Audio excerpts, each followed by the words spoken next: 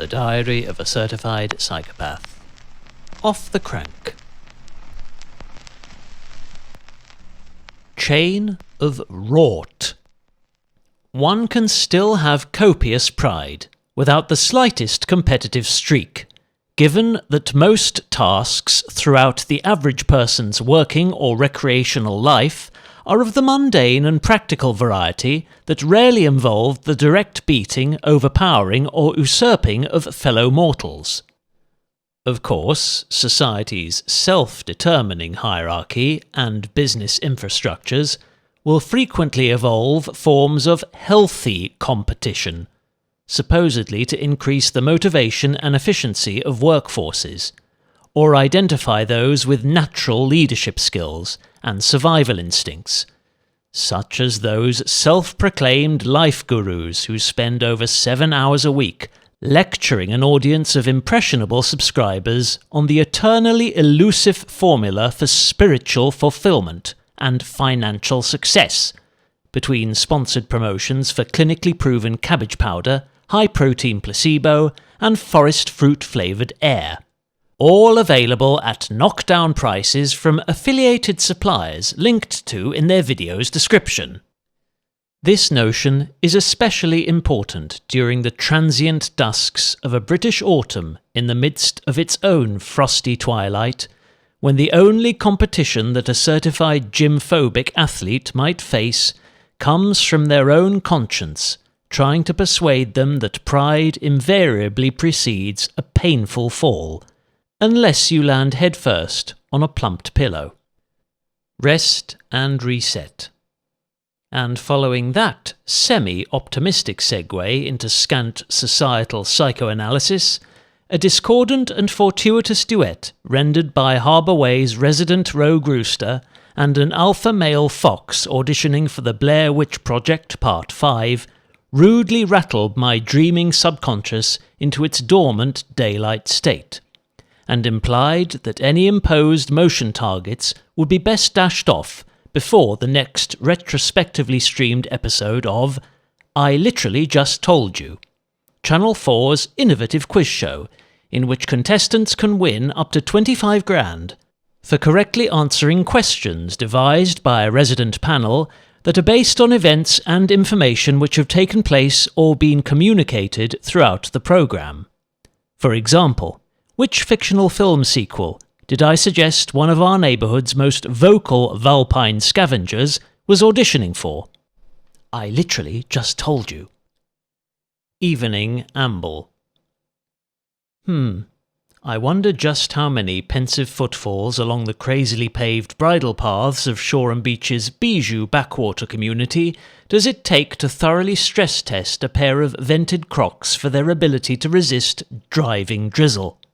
The answer is, inevitably, heavily dependent on the number of natural paddling pools you're able to successfully evade, either by swiftly sidestepping, leaping over at the last split second, or deftly dancing around like Gene Kelly,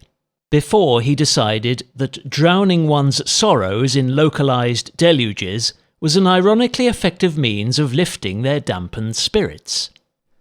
First signs of ingress were detected after barely half a disenchanted mile, on the left foot's large toe,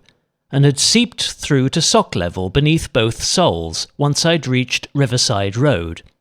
Failed attempts to spring across the numerous reservoirs that collect around ramped curbs cost me dry heels by the time I'd made it safely to half distance, and accrued my frugal selection of sustenance from one of our town's longest-serving and well-stocked convenience vendors. Not prepared to risk touch or face ID, failing to authorise payment due to ambient moisture interfering with temperamental biometric sensing technology, I settled the modest bill via chip and pin, after being advised that contactless would not work with the store's card machine. A 20-minute return trek, accompanied by barbaric bluster from a bullish southwestern alliance, ensured my upper half was fully saturated, before I'd crossed the threshold into a cosy kitchen, where the tropical microclimate was still not quite warm enough to drip-dry the wettest garments without forming puddles, that Mum insisted would ruin her laminated wooden flooring. Night strife. For those miles in life for which there are no words, it is usually because the fleeting moment that every self-styled life guru implores us all to exist in is either too painful or spiritual to convey in plain old prose. Such a claim could not be made for this casually clad and comparatively straight-laced potter around the midways and low-bys I know far better even than the mortal elves that have already adorned our quaint town square's festive conifer with its lavish array of fairy lights, each glowing brighter than the pearly white snow we all hope shall soon accompany a solitary robin's shrill dawn serenade, and provide Santa's heavy goods sleigh with a soft landing after its turbulent flight. Manual labour. And following yesterday's fully intentional eco-conscious soak and rinse, achieved without the use of any non-bio detergent, it was time to avail Mother Nature's complimentary yet heavily delayed spin-dry service,